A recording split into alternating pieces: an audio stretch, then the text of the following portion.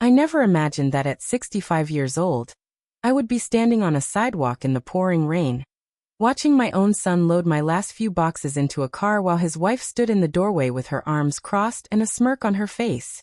Imagine being told that the home you've lived in for 30 years, the place where you raised your children and buried your husband, is no longer yours because your daughter-in-law decided you were cluttering up her vision of a modern family life.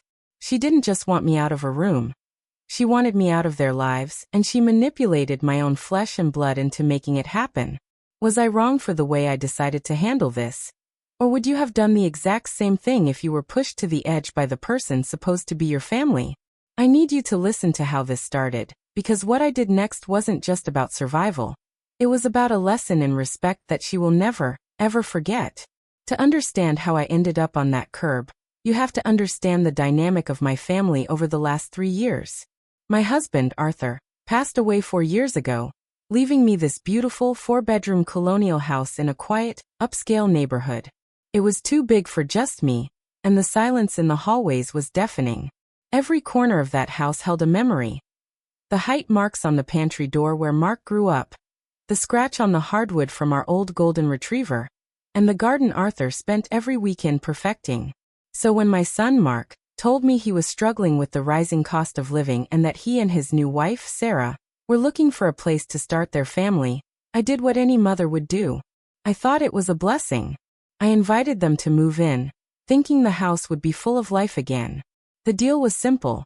They would pay a small amount toward the utilities and taxes, and in exchange, they could save up for their own down payment. I even went a step further and legally transferred the deed to Mark. I thought I was being a visionary, securing his future and making things easier for the eventual inheritance, so he wouldn't have to deal with probate court while grieving me later. It was the biggest mistake of my life.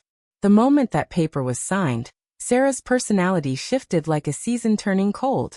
She went from the sweet, appreciative daughter-in-law to a cold, calculating landlord who treated me like an unwanted tenant in my own home. It started with small, insidious things. Sarah suggesting that my old-fashioned landscape paintings, the ones Arthur bought me for our silver anniversary, didn't fit the aesthetic of the living room. She called them dust magnets. Then she started moving my furniture into the basement without asking. I'd come home from grocery shopping to find my favorite armchair replaced by a sleek, uncomfortable gray slab of a sofa. When I confronted her, she would just smile that thin, icy smile and say that she was just trying to make the house feel more fresh and current. Mark, bless him, has always been a peacemaker to a fault, a trait he definitely didn't get from me.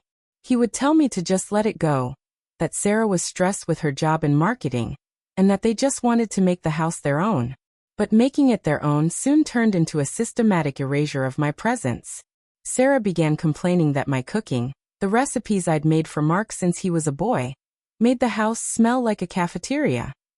She actually bought an air purifier and put it right outside my bedroom door as a silent insult.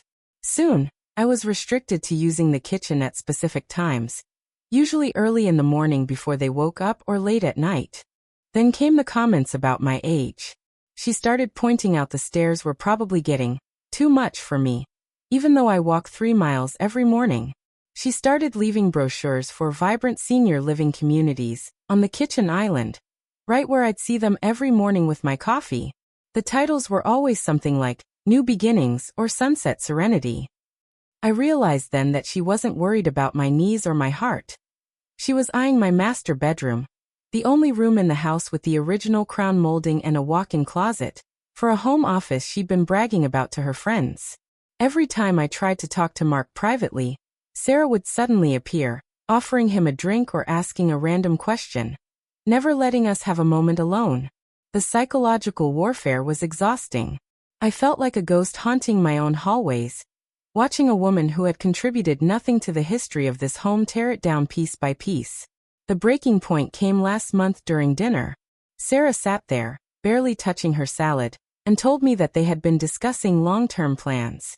She said that with a baby hopefully on the way, they needed the entire house, and having a third adult living there was just crowded and stressful for their marriage. She actually had the nerve to say that my energy was interfering with her ability to bond with Mark. Mark wouldn't even look me in the eye. He just stared at his plate, moving a pea around with his fork, while his wife told his mother that I had 30 days to find a new arrangement. I was devastated.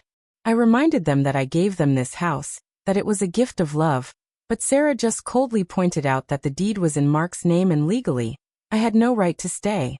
She had even looked up the local eviction laws just in case I decided to be difficult. I spent that night crying in my room, surrounded by the memories of 30 years, feeling like a stranger in my own life. I looked at the photos of Arthur on my nightstand and felt like I had failed him. But as the sun came up the next morning, my sadness turned into a cold, hard resolve. Sarah thought she was playing a game of checkers, but she forgot that I've been playing chess since before she was born. I have a very comfortable retirement fund that Arthur and I built up, something Sarah knew nothing about, because I've always lived modestly and driven the same reliable car for 10 years. She assumed I was broke independent. I didn't need their house, I just wanted my family. But if they didn't want me, I would find a way to stay close enough to watch everything they built crumble under the weight of their own greed. So that's the situation I was in. I was being evicted by my own son and his power-hungry wife from the house I had gifted them, all because they thought I was an old woman with nowhere else to go. I had to make a choice. Do I go quietly into a tiny apartment and disappear? Or do I make a move that ensures I'm the one who gets the last laugh? Before I tell you what I did the very next day, I want you to pause right now and comment below. What would you have done in my shoes? Would you have sued your own son for the deed back? Or would you have walked away and never looked back? I really want to know if you think my next move was genius, or just pure spite. I didn't sue Mark.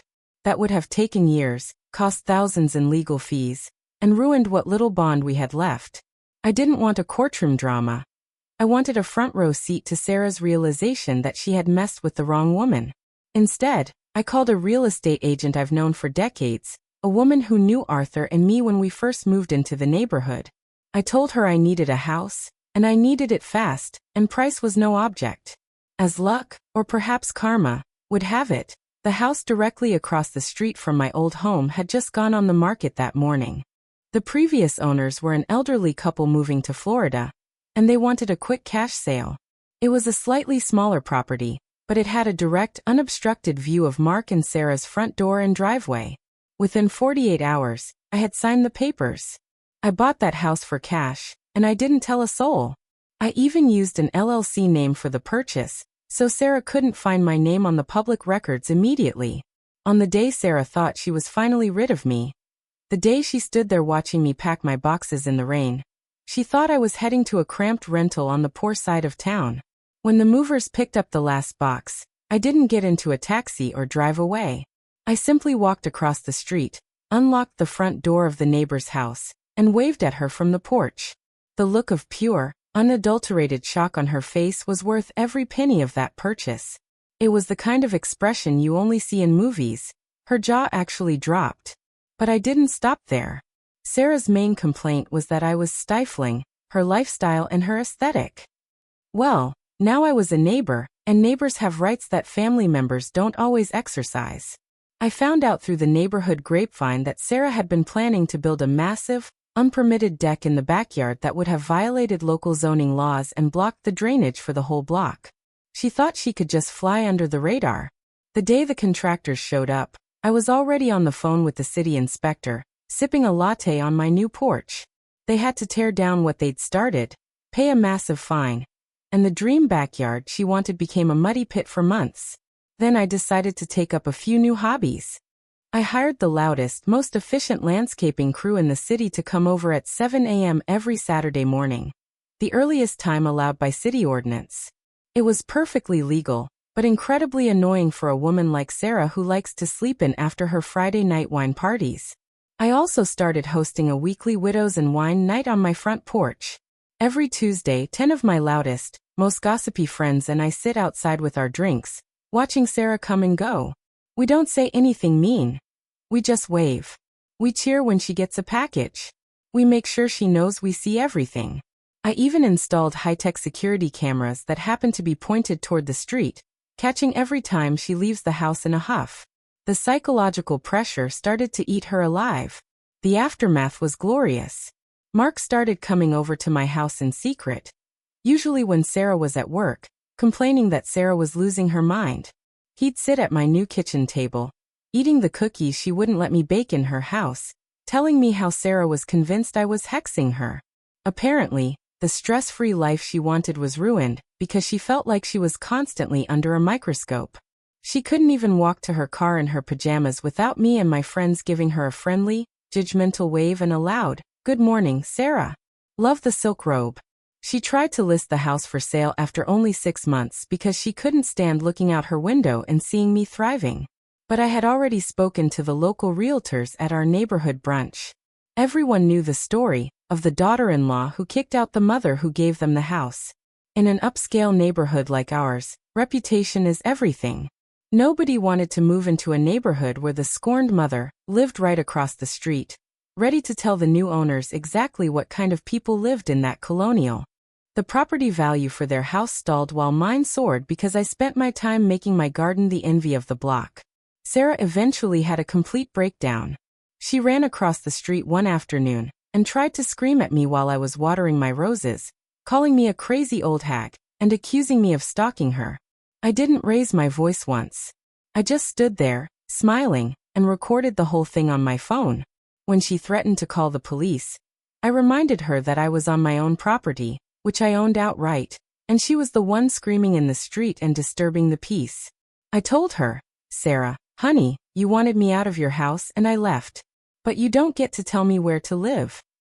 In the end, Mark and Sarah couldn't handle the social isolation. Their neighbors stopped inviting them to block parties, and Sarah's friends started asking uncomfortable questions about why her mother-in-law lived across the street. They ended up moving 2 states away just to get away from my gaze. But because they had to sell the house in a hurry during a market dip, they lost a significant amount of money. Money they wouldn't have lost if they had just been decent human beings. I stayed right where I am. I have a beautiful home, a great circle of friends, and the satisfaction of knowing that I taught Sarah that you should never bite the hand that feeds you, especially if that hand has enough money to buy the house across the street. I learned that being family doesn't mean being a doormat, and sometimes, the best revenge is simply staying exactly where you aren't wanted and thriving right in front of their faces. I hope this story serves as a reminder to anyone out there dealing with someone who thinks they can push you around because of your age or your kindness. Your value doesn't decrease just because someone fails to see it, and you always have more power than you think. You don't have to disappear just because someone wants you to. If you enjoyed this story and you were on my side for buying that house and teaching Sarah a lesson in humility, please hit the like button right now.